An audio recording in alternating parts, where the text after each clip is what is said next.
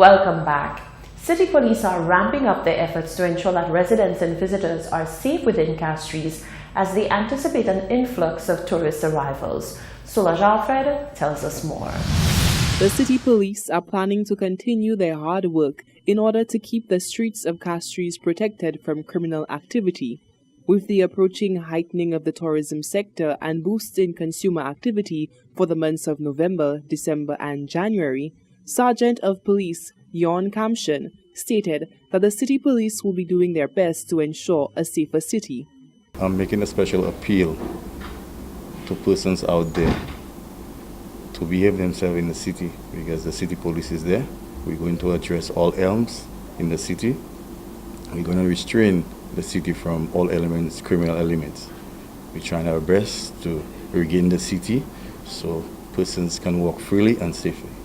Kamshen also divulged to Hot 7 News new developments that the city police have undergone to assist in the upkeep of law and order within the city boundaries. So far, we have recruited a deputy chief, Mr. Leo Henry.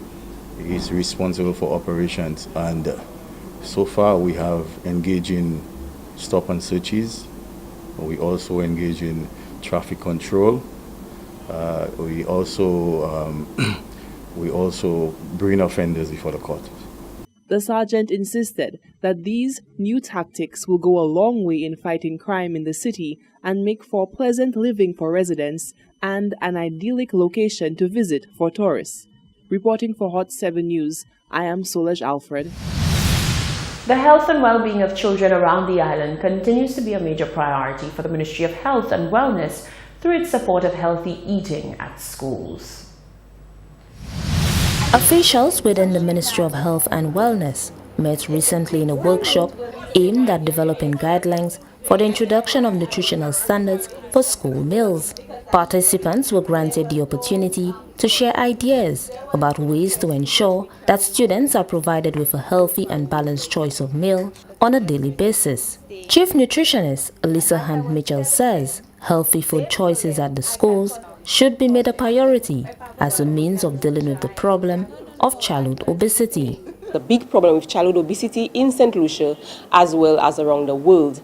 And because children spend so much time at schools, we want to ensure that the school environment is one that supports healthy eating.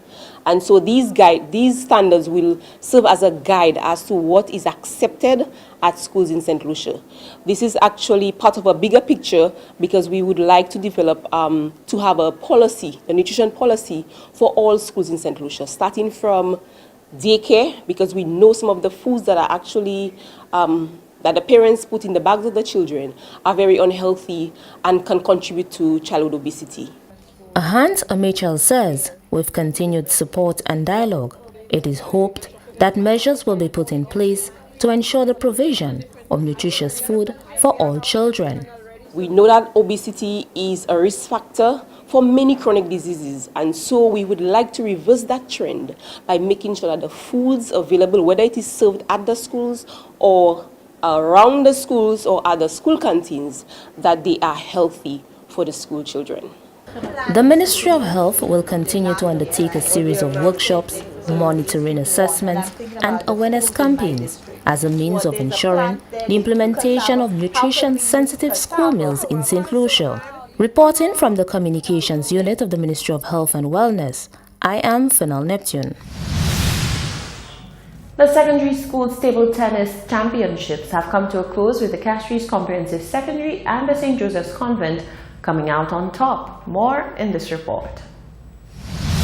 Castries Comprehensive Secondary School emerged boys champions, while St. Joseph's Convent A emerged girls champions at the completion of the secondary school's team table tennis championships held at the Stanley John Odlum Secondary School Auditorium on Monday.